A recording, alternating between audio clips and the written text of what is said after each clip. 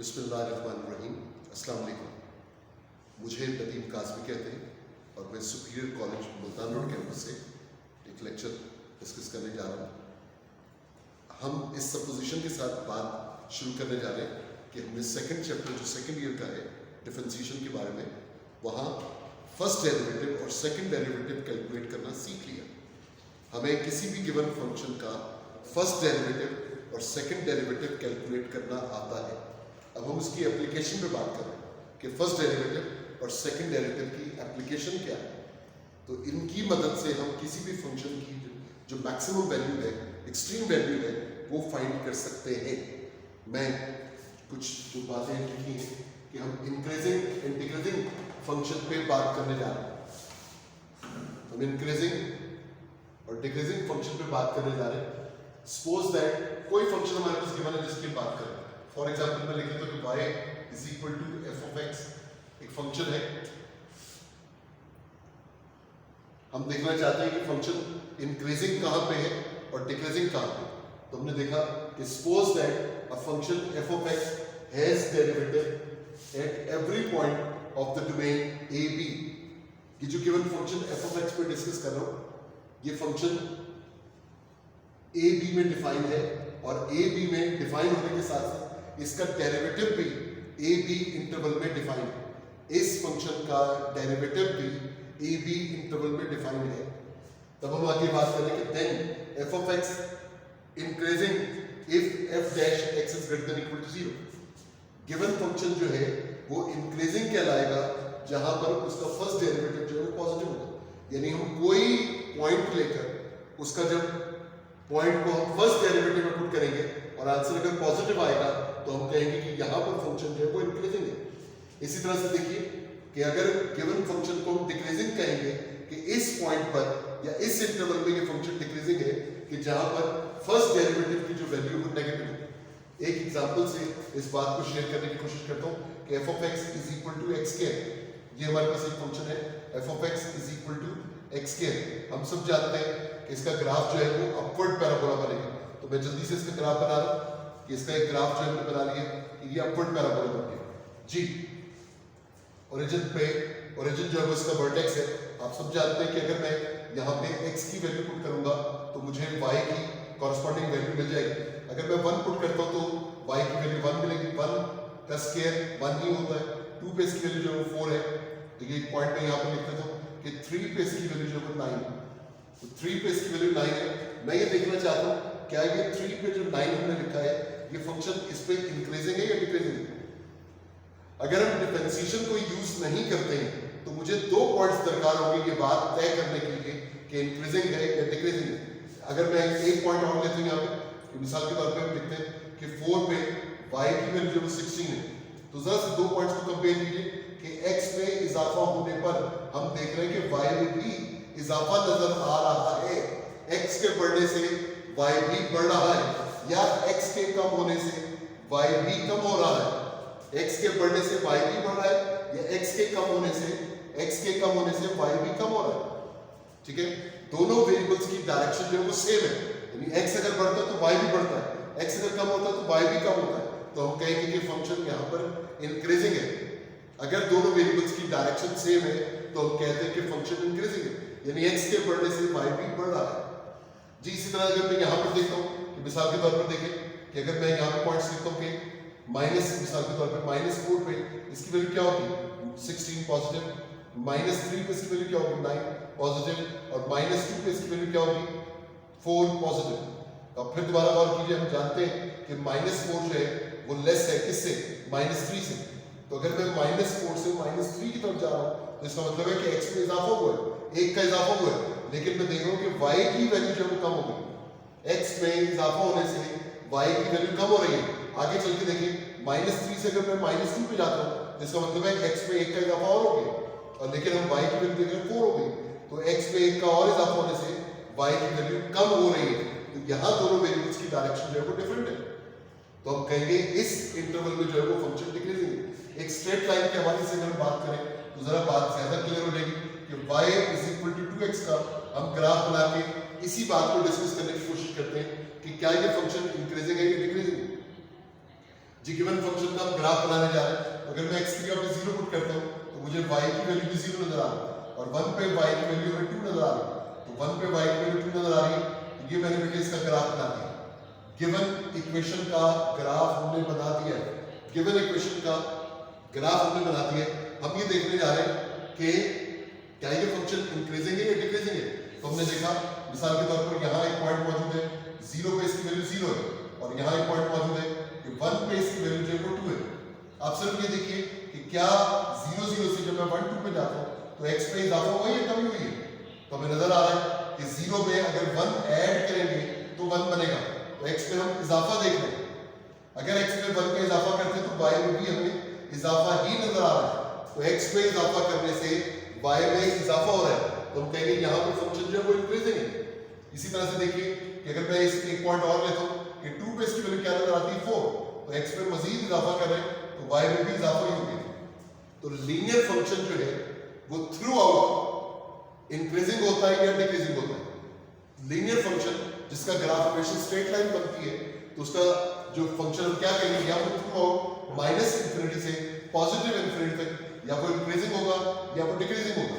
इसी का ग्राफ अगर मैं यूं बनाता हूं कि y is equal to -x को डिस्कस करते हैं, y is equal to -x, तो इसका ग्राफ अगर बनाए तो इसका ग्राफ यूं बनता है।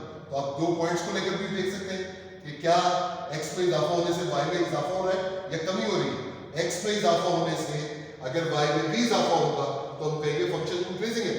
अगर x पे इजाफा होने से y में कमी होगी तो हम कहेंगे फंक्शन डिक्रीजिंग है। जैसे यहाँ आप देख रहे हैं कि 0 पे y की वैल्यू भी 0 है, अगर x की जगह पे 0 पुट करते तो y की वैल्यू भी 0 है। अगर मैं x की जगह पे 1 पुट करता हूँ, x की जगह पे 1 पुट करते तो y की वैल्यू जो है वो -1 आ रही है। तो हम देखकर बता सकते हैं कि x पे इजाफा होने से x पे इजाफा हुआ है 1 का, लेकिन y जो है वो कम हो गया। x पे इजाफा करने से 1 का इजाफा करने से y में कमी हो गई। तो जब x पे इजाफा करने से y में कमी आ जाए तो ऐसे फंक्शन को डिक्रीजिंग फंक्शन कहते हैं। तो ये जो ग्राफ जिसमें आप देख रहे हैं कि लाइन जो है लेफ्ट से राइट अपवर्ड जा रही है, अगर इस लाइन को आप गौर से देखें तो ये लाइन आपको लेफ्ट से राइट आपने बेटे से देखना है, लेफ्ट से राइट ये लाइन आपको अपवर्ड जाती हुई नजर आ रही है। तो ये पूरी की पूरी लाइन जो है इंक्रीजिंग फंक्शन को शो कर रही है। इस लाइन को भी अगर आप लेफ्ट से राइट देखते हैं तो लेफ्ट से राइट देखें तो ये लाइन आपसे लेफ्ट से राइट डाउनवर्ड जाती हुई नजर आ रही है, तो हम कहेंगे ये एक डिक्रीजिंग फंक्शन का ग्राफ है। तो जैसे मैंने पहले भी कहा, इसे दोबारा दोहराता हूं कि कोई भी लीनियर फंक्शन जो है या वो इंक्रीजिंग होगा या वो डिक्रीजिंग होगा या वो कांस्टेंट होगा। तो ये चारों एग्जांपल्स अगर आप इसके ज़हन में महफूज हो जाए तो मेरे लिए बहुत ही खुशी की बात होगी। मैं चारों को दोबारा से डिस्प्ले करता हूं यहाँ पे। लीनियर फंक्शन के हवाले से हमारे ज़हन में 4 पॉसिबिलिटी है। लीनियर फंक्शन के हवाले से लीनियर इक्वेशन कह दीजिए, लीनियर फंक्शन कह दीजिए।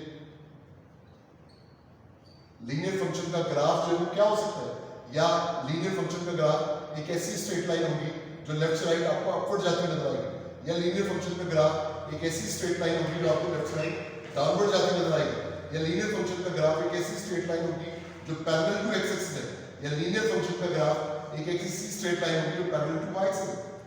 तो इस केस में हम कहेंगे कि फंक्शन जो है वो इंक्रीजिंग फंक्शन है। ये लीनियर इक्वेशन का ग्राफ मैंने बनाया, लीनियर फंक्शन का ग्राफ मैंने बनाया, और आप देख रहे हैं कि लेफ्ट से राइट लाइन अपवर्ड जा रही है। इसकी बुनियाद पर हम कहेंगे कि ये जो लीनियर फंक्शन है वो इंक्रीजिंग फंक्शन है। इस फंक्शन को हम यकीनन इंक्रीजिंग फंक्शन कहेंगे। इस लाइन का ग्राफ, इस लीनियर इक्वेशन का ग्राफ अगर देखें तो ये स्ट्रेट लाइन आपको लेफ्ट से राइट डाउनवर्ड जाती नजर आ रही है, तो इसकी बुनियाद पर कहेंगे कि यकीनन एक डिक्रीजिंग फंक्शन का ग्राफ रहेगा।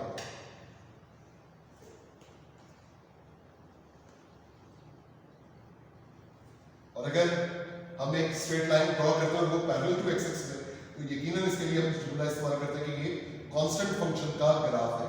ये फंक्शन, ये ग्राफ जो है वो किसी कांस्टेंट फंक्शन का ग्राफ है कि x में इजाफा होने से y में कोई तब्दीली नहीं आ रही। यानी यहाँ पर अगर थोड़ी देर के लिए फर्ज कर लें कि इस पॉइंट के कोऑर्डिनेट्स क्या है, फर्ज कर लेते हैं कि इस कोऑर्डिनेट्स, इसके कोऑर्डिनेट्स हैं 1 और 2, यानी x यहाँ 1 है y 2 है, x यहाँ 1 है y 2 है।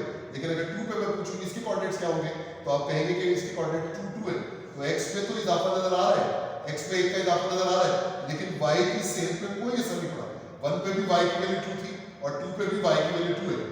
तो x पे इजाफा होने से y की सेल पे कोई असर अगर नहीं पड़ेगा तो ऐसे फंक्शन को हम कहते हैं कांस्टेंट फंक्शन। यहाँ देखें तो ये कैसा है जरा कि ये जो line parallel to Y axis है, तो इस केस में हम कोई बात भी नहीं कर रहे होते कि ये फंक्शन इंक्रीजिंग है या डिक्रीजिंग है, क्योंकि यहाँ पे जो line parallel to Y axis है, हमारा दावा है कि इसका डेरिवेटिव जो है वो अनडिफाइंड है, इसका डेरिवेटिव अनडिफाइंड है, जिसकी बुनियाद पर भी कह रहे थे कि इस पे इंक्रीजिंग डिक्रीजिंग की बात हम नहीं करेंगे जी। तो एक एग्जांपल और देखते हैं जल्दी से और फिर हम चलते हैं वापस इंक्रीजिंग डिक्रीजिंग की बात कर रही है। ये तो मैंने अपनी जो एग्जांपल्स दी हैं इसमें भी मैंने आपको दिखाया कि 2 पॉइंट्स की बुनियाद पर मैं इंक्रीजिंग और डिक्रीजिंग का फैसला कर रहा हूँ। इस एग्जांपल में मैंने ये समझाने की कोशिश की कि अगर मुझे 2 पॉइंट्स गिवन कर दिए जाए तो उन पे मैं देखकर बता सकता हूँ कि फंक्शन इंक्रीजिंग है या डिक्रीजिंग है। वैसे एक जनरल बात कर रहे हैं कि एक पॉइंट हमारे पास मौजूद है 2 पे, फॉर एग्जांपल वैल्यू लिखते हैं 5, एक पॉइंट है, तो अब आप देखें यहाँ पे मैं लिखता हूँ कि 4 पे इसकी वैल्यू 10 है मिसाल के तौर पर, या 12 है, तो आप देख रहे हैं कि x में इजाफा हो गया, x में इजाफा होने के साथ साथ y में भी x के इंक्रीज करने से y भी इंक्रीज कर गया। तो ये मिसाल है इन 2 पॉइंट्स की बुनियाद पर कहूंगा ये यकीनन इंक्रीजिंग फंक्शन को शो करे। और अगर मिसाल के तौर पर 2 5 है और x की वैल्यू 1 है और y की वैल्यू मिसाल के तौर पर हम कहते हैं कि 3 हो गई, तो x में कमी होने से, सॉरी x में इजाफा होने से, यहाँ पे इसकी वैल्यू 4 है, तो x में इजाफा होने से जैसे इसमें x में इजाफा होता है, यहाँ पे भी x बढ़ गया, लेकिन y जो है वो कम हो गया, x में इजाफा होने से y कम हो गया। तो ये एग्जांपल है, ये 2 पॉइंट शो कर रहे हैं डिक्रीजिंग फंक्शन को। इसी तरह से अगर मैं x की वैल्यू और y की वैल्यू लिखता हूँ, x में इजाफा कर देते हैं 4 कर दिए, लेकिन y की वैल्यू स्टिल 5 ही है, x में इजाफा होने से y की सेम पे कोई असर नहीं पड़ा, तो हम कहेंगे ये फंक्शन जो है कांस्टेंट फंक्शन है। तो इंक्रीजिंग फंक्शन, डिक्रीजिंग फंक्शन और कांस्टेंट फंक्शन के लिए हम 2 पॉइंट्स लेकर ये फैसला कर सकते हैं कि फंक्शन इंक्रीजिंग है, डिक्रीजिंग है या कांस्टेंट है। अगर x में इजाफा होने से y में इजाफा होगा तो इंक्रीजिंग फंक्शन, अगर x में इजाफा होने से y में कमी हो जाएगी तो डिक्रीजिंग फंक्शन, और अगर x में इजाफा होने से या कमी होने से y की सेंस में कोई असर नहीं पड़ता तो हम कहेंगे ये फंक्शन कांस्टेंट फंक्शन। लेकिन यही सारा काम हमने डिफरेंशिएशन की मदद से करना है, अभी तक हमने इसमें डिफरेंशिएशन को शामिल नहीं किया। दोबारा से वो एग्जांपल करते हैं कि y is equal to x square का ग्राफ बनाते हैं। ये हमने इसका ग्राफ बनाया और इस पे एक पॉइंट मौजूद है 3 और 9, इस पे एक पॉइंट मौजूद है जी। मैं इस फंक्शन का डेरिवेटिव लेने जा रहा हूं, इसका फर्स्ट डेरिवेटिव क्या होगा, dy over dx that is equal to x square. हमने इस गिवन फंक्शन का डेरिवेटिव फाइंड किया। अब जिस पॉइंट पे आप ये देखना चाहते हैं, जिस पॉइंट पे आप ये चेक करना चाहते हैं कि फंक्शन इंक्रीजिंग है या डिक्रीजिंग है, तो कुछ भी नहीं करना, सिर्फ उसका फर्स्ट डेरिवेटिव लेकर, सॉरी उसका फर्स्ट डेरिवेटिव लेकर उसके कोऑर्डिनेट्स को उठाकर उस फर्स्ट डेरिवेटिव में पुट कर देंगे। तो जो पॉइंट गिवन था 3 9, इस पॉइंट पे चेक करने के लिए कहा गया है कि बताइए ये पॉइंट जो है, इस पॉइंट पे फंक्शन इंक्रीजिंग है या डिक्रीजिंग है। तो मैं क्या कहूंगा कि अगर फर्स्ट डेरिवेटिव पॉजिटिव होगा तो मैं कहूंगा फंक्शन इस पॉइंट पे इंक्रीजिंग है, और अगर फर्स्ट डेरिवेटिव नेगेटिव होगा तो मैं कहूंगा इस पॉइंट पे फंक्शन जो है वो डिक्रीजिंग है। तो हम इसके फर्स्ट डेरिवेटिव में पुट करने जा रहे हैं 2 को मल्टीप्लाई कर 3 से, ये 3 जो कि x कोऑर्डिनेट है इसे उठाकर मैंने पुट किया यहाँ पर, तो आंसर आया पॉजिटिव 6। तो इस पॉजिटिव की बुनियाद पे मैं ये कहूंगा, इस पॉजिटिव की बुनियाद पे मैं ये कहूंगा कि इस गिवन पॉइंट 3 9 पे गिवन फंक्शन जो है वो इंक्रीजिंग है। और इंक्रीजिंग होने का क्या मतलब है, जब हम किसी पॉइंट पे फंक्शन को इंक्रीजिंग कहते हैं, इसका मतलब ये है कि हमें नजर आ रहा है कि x में इजाफा होने से y में भी इजाफा होगा, x में इजाफा होने से y में भी इजाफा होगा। इसी फंक्शन को दोबारा देखिए, अगर मैं यहाँ एक पॉइंट ले लेता हूँ मिसाल के तौर पे -2 पे 4, फिर दोबारा उसका डेरिवेटिव लिख रहा हूँ dy over dx that is equal to 2x। अब हम दोबारा इसका x कोऑर्डिनेट उठाकर यहाँ पुट करने जा रहे हैं, हमने लिखा 2 into -2 that is equal to -4। तो इस नेगेटिव की बुनियाद पे मैं कहूंगा कि इस गिवन पॉइंट -2 4 पे ये गिवन फंक्शन जो है वो डिक्रीजिंग है, तो ये फंक्शन डिक्रीजिंग है यहाँ। इसी तरह अगर मैं 0 0 पुट करता हूँ, अल्लाह करे ये बात भी समझ में आ जाए, तो 0 0 अगर मैं पुट करता हूँ फर्स्ट डेरिवेटिव में, तो 2x को जब मैं मल्टीप्लाई करूंगा, 2 को जब मल्टीप्लाई करूंगा, x की जगह पे जब 0 पुट करूंगा, x की जगह पे 0 पुट करूंगा तो आंसर 0 आ जाएगा, और इस 0 की बुनियाद पर मैं कहूंगा कि यहाँ पे फंक्शन जो है वो डिक्रीजिंग है। और एक छोटी सी बात इसमें शामिल कर लें, बातों को समेटना जो है बहुत ही मुश्किल हो जाता है, कि हमारा ये दावा है कि अगर हम 3 9 पे एक टेंजेंट लाइन ड्रॉ करेंगे तो वो यकीनन आपको लेफ्ट से राइट अपवर्ड जाती हुई नजर आएगी। जिस पॉइंट पर फंक्शन इंक्रीजिंग है वहां अगर एक टेंजेंट लाइन ड्रॉ की जाएगी तो वो लेफ्ट से राइट आपको अपवर्ड जाती नजर आएगी। जिस पॉइंट पे फंक्शन डिक्रीजिंग है वहां अगर कोई टेंजेंट लाइन ड्रॉ की जाएगी तो वो यकीनन आपको लेफ्ट से राइट डाउनवर्ड जाती नजर आएगी। और जिस पॉइंट पे फंक्शन कांस्टेंट है वहां अगर कोई टेंजेंट लाइन ड्रॉ की जाएगी तो यकीनन एक्स एक्सिस के पैरेलल होगी। तो ये मैंने एक्स एक्सिस के ऊपर ही बना दिया। तो ये एक गिवन फंक्शन है हमारे पास y is equal to X square.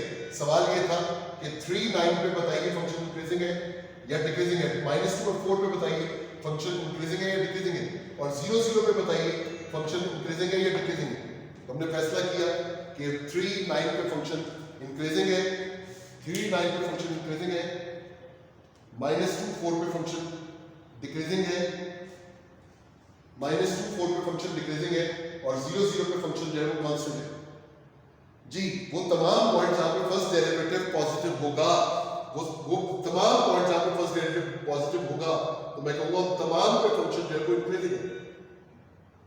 वो तमाम पॉइंट्स जहां पे फंक्शन इंक्रीजिंग होगा, सॉरी, वो तमाम पॉइंट्स जहां पे फर्स्ट डेरिवेटिव पॉजिटिव होगा, हम कहेंगे वहां पे फंक्शन इंक्रीजिंग है। और वो तमाम पॉइंट्स जिन पे फर्स्ट डेरिवेटिव नेगेटिव होगा, हम कहेंगे वो तमाम पॉइंट्स पे फंक्शन डिक्रीजिंग है। लिहाजा मुझे नजर आ रहा है यहाँ पे कि 0 से बड़े, इसका दोबारा देखिए डेरिवेटिव देखिए क्या है 2x। तो 2x में अगर x की जगह पे कोई भी पॉजिटिव नंबर पुट करेंगे तो आंसर पॉजिटिव ही आएगा। तो हमें नजर आ रहा है कि 0 से बड़े नंबर जब भी पॉजिटिव नंबर में यहां पुट करूंगा तो आंसर पॉजिटिव ही आएगा। तो इसको देखते हुए मैं दावा कर सकता हूं कि ये फंक्शन कहां से कहां तक इंक्रीजिंग है। तो हम दावा करेंगे कि फंक्शन 0 से लेकर पॉजिटिव इन्फिनिटी तक ये फंक्शन इंक्रीजिंग है। और इसी तरह मैं दावा करूंगा कि माइनस इन्फिनिटी से लेकर 0 तक ये फंक्शन डिक्रीजिंग है, क्योंकि माइनस इन्फिनिटी से 0 तक कोई भी रियल नंबर लेकर यानी नेगेटिव नंबर लेकर अगर मैं इस गिवन फंक्शन के डेरिवेटिव में पुट करूंगा तो आंसर नेगेटिव आएगा। और अगर इस गिवन फंक्शन के डेरिवेटिव में मैं 0 से इन्फिनिटी तक कोई पॉजिटिव रियल नंबर लेकर पुट करूंगा तो आंसर पॉजिटिव आएगा। लिहाजा हम कहेंगे कि ये गिवन फंक्शन इंक्रीजिंग है। किस इंटरवल में? 0 से लेकर पॉजिटिव इन्फिनिटी तक ये फंक्शन इंक्रीजिंग है। 0 से लेकर पॉजिटिव इन्फिनिटी तक ये फंक्शन इंक्रीजिंग है, क्योंकि इसका फर्स्ट डेरिवेटिव जो है वो पॉजिटिव है। यही फंक्शन माइनस इन्फिनिटी से 0 तक डिक्रीजिंग फंक्शन है, क्योंकि इस फंक्शन का फर्स्ट डेरिवेटिव नेगेटिव है इस इंटरवल में। तो इस टॉपिक में हमें इंक्रीजिंग डिक्रीजिंग डिस्कस करना है और कुछ बातें डिटेल में डिस्कस करनी है।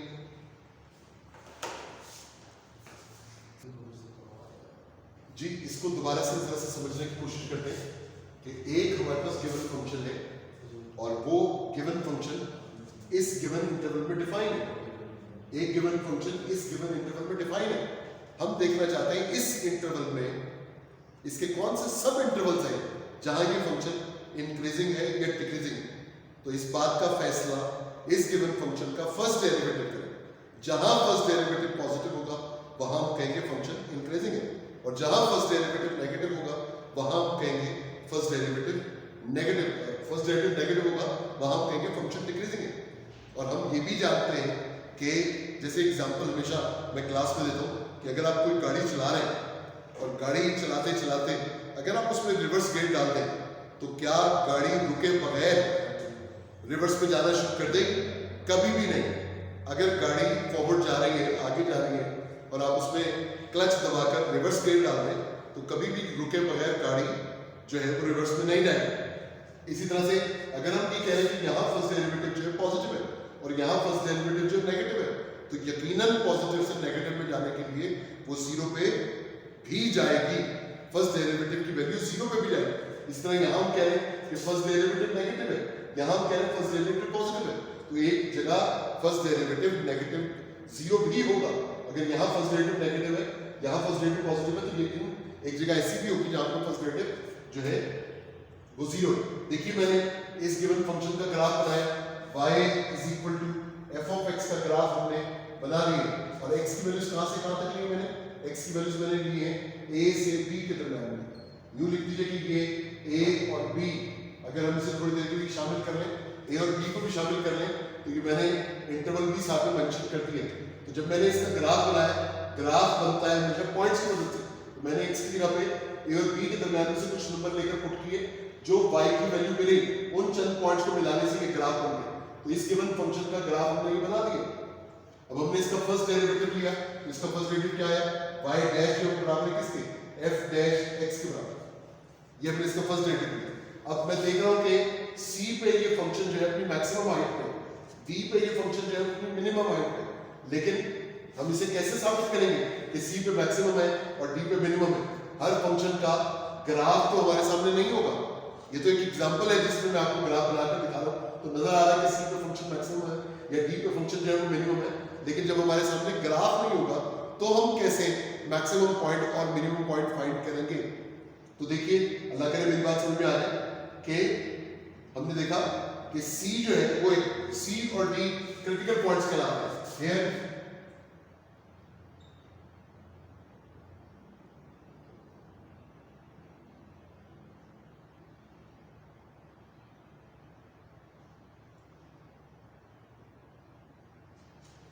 सी और डी हमारे पास क्रिटिकल पॉइंट्स कहलाते हैं। तो मैं देखना चाहता हूं कि सी पे y की वैल्यू क्या है और सी पे फर्स्ट डेरिवेटिव की वैल्यू क्या है।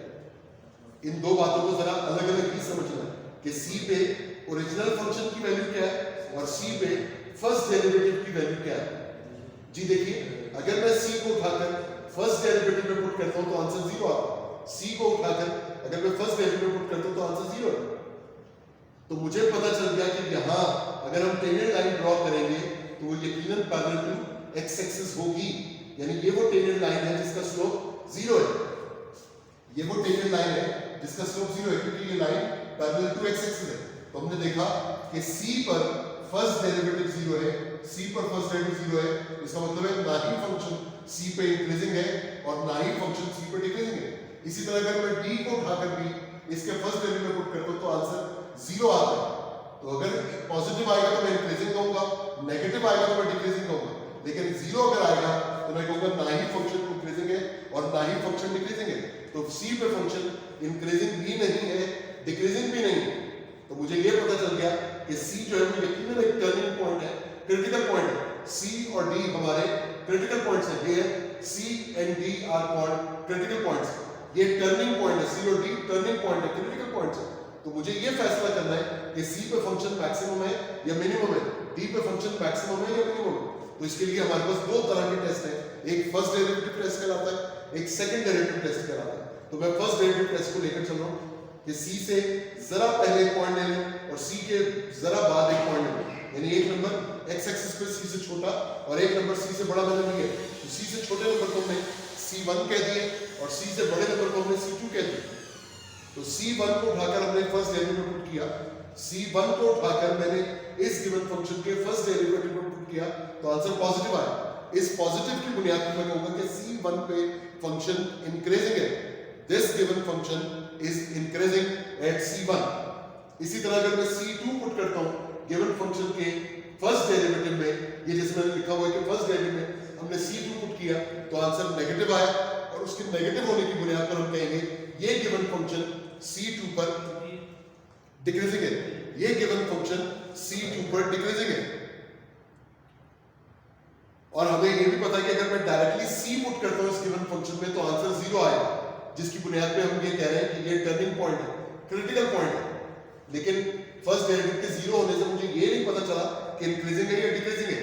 तो इंक्रीजिंग और डिक्रीजिंग का फैसला करने के लिए हमने एक पॉइंट पहले लिया और एक पॉइंट बाद में लिया।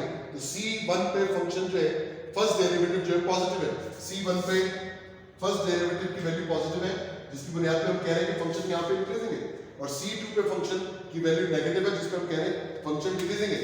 अब जब हम ये देख रहे हैं कि C1 से पहले फंक्शन इंक्रीजिंग है और C से पहले फंक्शन इंक्रीजिंग है, C के बाद फंक्शन डिक्रीजिंग है, तो जब फर्स्ट डेरिवेटिव अपना साइन चेंज करता है, जहां फर्स्ट डेरिवेटिव अपना साइन चेंज करता है वो पॉइंट मैक्सिमम पॉइंट कहलाता है या मिनिमम पॉइंट कहलाता है। तो अगर फर्स्ट डेरिवेटिव अपना साइन चेंज कर रहा है पॉजिटिव से नेगेटिव में, पॉजिटिव यहां C1 पे फंक्शन फर्स्ट डेरिवेटिव पॉजिटिव है, मतलब इंक्रीजिंग से डिक्रीजिंग में जा रहा है। मिसाल के तौर पर हमने ऊंचाई की तरफ जाते जाते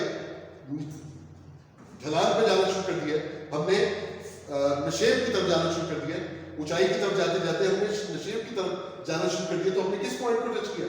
यकीनन हमने उस जगह की मैक्सिमम हाइट को टच किया।